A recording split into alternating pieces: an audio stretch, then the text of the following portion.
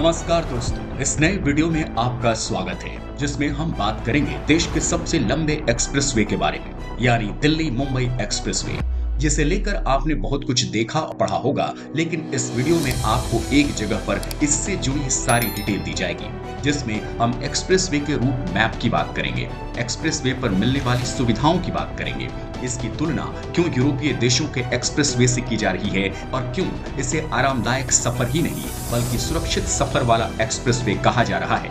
इन सब पर बात होगी। बस आपसे गुजारिश है कि आप वीडियो के आखिर तक बने रहें।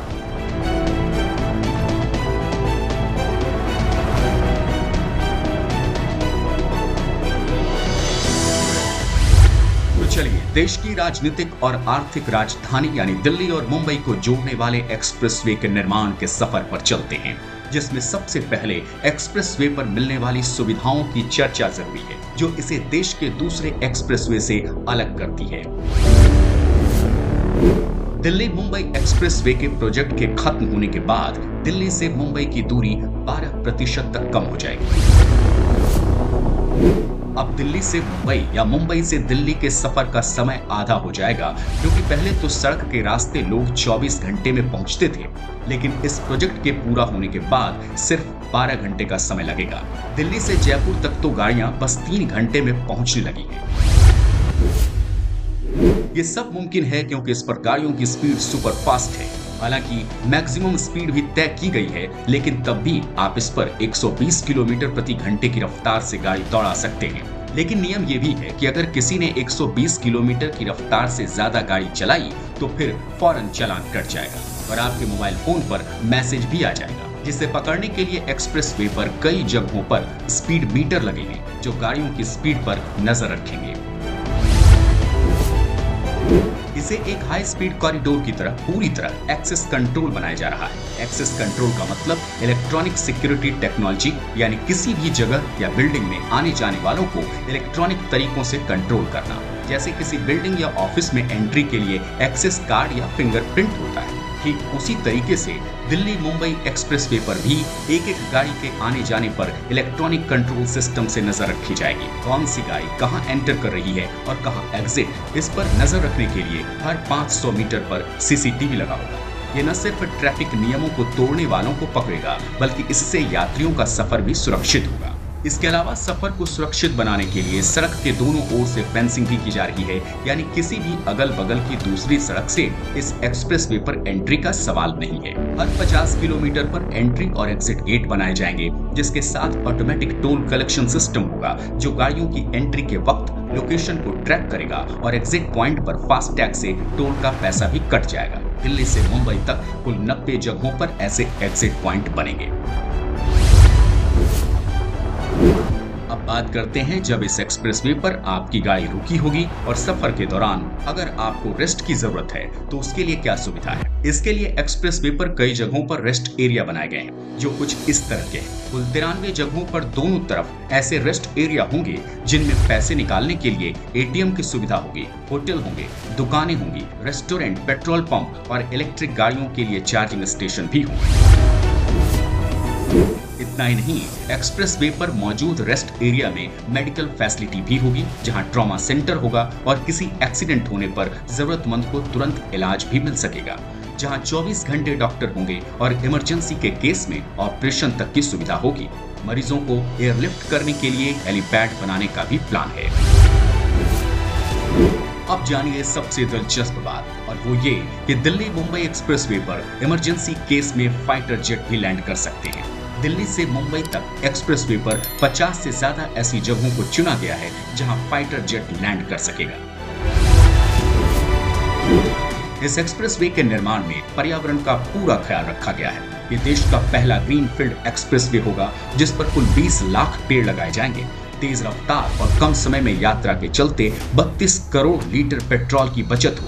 कार्बन डाइऑक्साइड के एमिशन में 85 करोड़ टन कटौती का अनुमान है। दिल्ली एनसीआर के इलाके में गाड़ियों से होने वाले प्रदूषण में 27% तक की कमी आएगी। इसके अलावा कई जगहों पर वाटर हार्वेस्टिंग टैंक लगाए जाएंगे जो बारिश के पानी को स्टोर करेगा, जिससे करीब 15 लाख लीटर बारिश के पानी को बचाया जा सकता है। इसके अलावा रात के अंधेरे में एक्सप्रेसवे को रोशनी से जगमग करने के लिए सोलर पैनल के जरिए भी बिजली पैदा की जाएगी। इस एक्सप्रेसवे पर पर्यावरण से जुड़ी एक और खास बात है जिसे एनिमल ओवरपास कहते हैं। जहां एक्सप्रेसवे जंगल के बीच से गुजरेगा, वहां जंगली जानवरों को सड़क के ऊपर से पार करने के लिए ओवरपास बनाए जाएंगे जो कुछ इस तरह के होंगे। इसके नीचे से गाड़ियां फर्राटा भरती रहेंगी और ऊपर से जानवर भी गुजर सकते हैं। इससे जंगली जानवरों की जिंदगी में कोई खलल नहीं पड़ेगा। इस तरह के कंस्ट्रक्शन वाला ये देश का इकलौता और एशिया का दूसरा एक्सप्रेसवे है।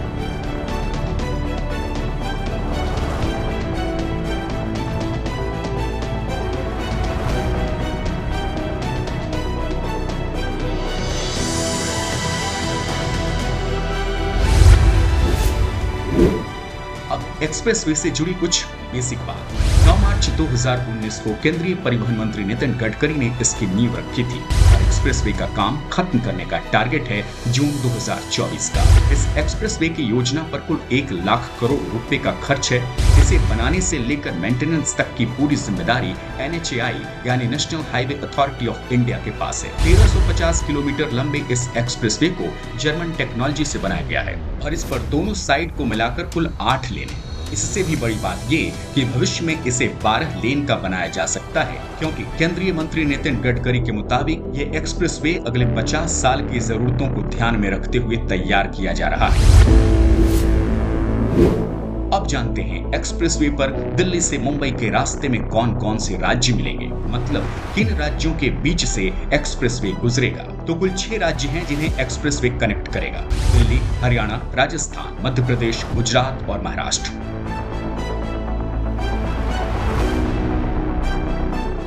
जानते हैं कुल 1350 किलोमीटर का ये एक्सप्रेसवे अलग अलग राज्यों में कुल कितनी दूरी तय करेगा। दिल्ली में सिर्फ 12 किलोमीटर, हरियाणा में 119 किलोमीटर, राजस्थान में एक्सप्रेसवे 375 किलोमीटर चलेगा, तो सबसे ज्यादा गुजरात में 415 किलोमीटर का हिस्सा है। इसके बाद आखिरी राज्य महाराष्ट्र है जहां एक्सप्रेसवे 171 किलोमीटर होगा, जहां ये 2024 तक बनकर तैयार हो जाएगा।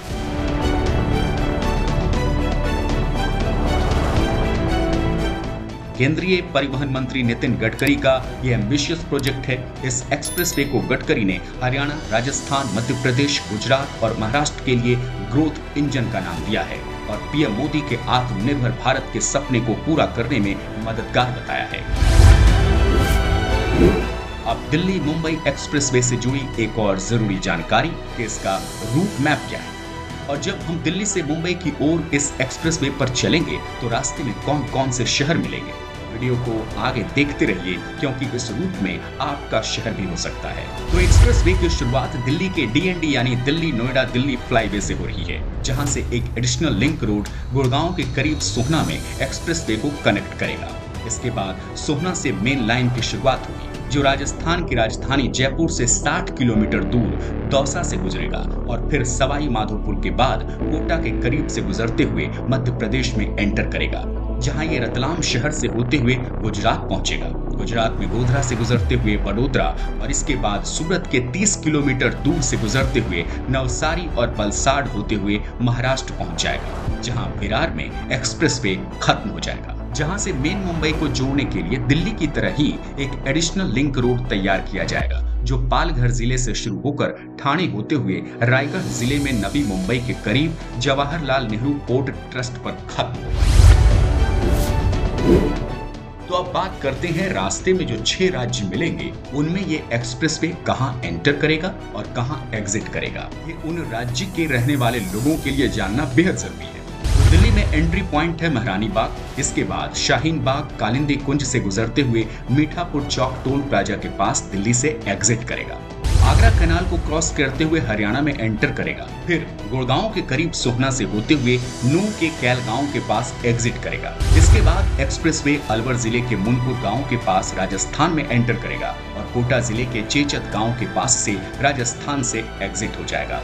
इसके बाद मंदसौर जिले के माधोसी गांव से मध्य प्रदेश में एंटर करेगा, मंदसौर शहर के 40 किलोमीटर दूर से क्रॉस करेगा और झाबुआ जिले से एग्जिट कर जाएगा। मध्य प्रदेश से निकलने के बाद एक्सप्रेसवे दाहोद जिले से गुजरात में एंटर करेगा और फिर गोधरा और वडोदरा होते हुए वलसाड जिले से गुजरात से एग्जिट कर जाएगा। पालघर जिले से महाराष्ट्र में एंटर करेगा और पालघर के विरार में ही एक्सप्रेसवे खत्म हो जाएगा।